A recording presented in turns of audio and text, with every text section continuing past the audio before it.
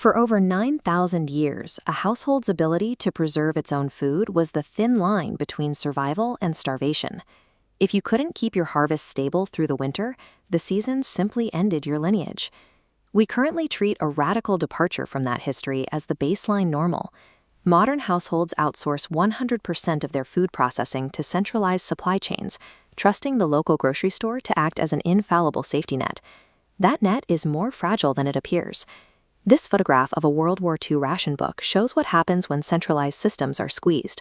Governments strictly limited intake to meager portions of sugar, butter, and bacon, leaving households to make do with what little the system allowed. This vulnerability has led to a quiet rise in practical independence.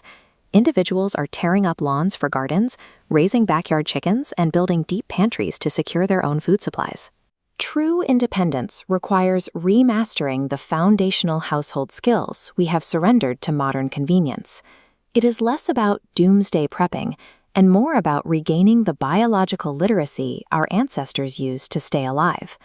Fermentation is humanity's oldest biological food preservation technology. It allowed us to keep calories stable and nutrient-dense long before electric refrigerators were conceived. Our ancestors executed this technology in environments far removed from the modern kitchen.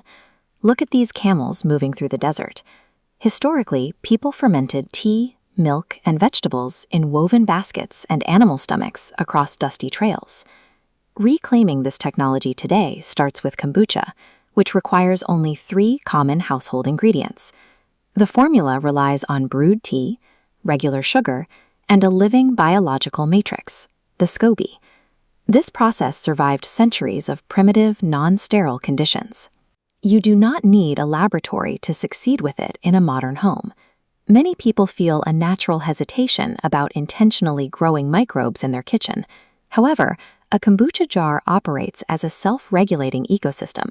It is biologically engineered to protect itself from contamination. Surface bacteria consume sugar, converting it to organic acids. This causes the pH level to drop. As the needle hits the 4.0 safe zone, the environment shifts. It becomes actively hostile to pathogens. Mold spores attempting to settle find a pH too low to survive.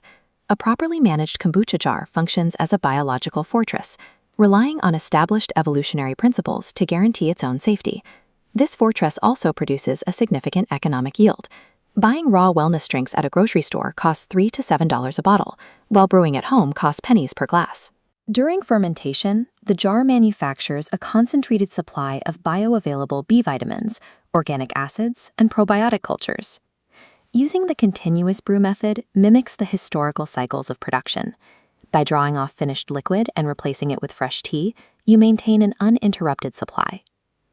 Regularly consuming these organic acids and cultures supports the gut microbiome, the foundation where 70% of the human immune system resides.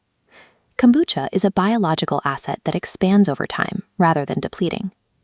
Every successful fermentation cycle produces a brand new physical SCOBY layer that grows across the surface of the brew. These extra cultures are effectively magic seeds. They have been shared through families and neighborhoods for centuries, facilitating the spread of this tradition. Gifting a SCOBY transfers the capability of biological self-reliance directly to a neighbor or friend, allowing them to start their own cycle of production. True societal resilience is built through these local networks of shared knowledge and physical resources.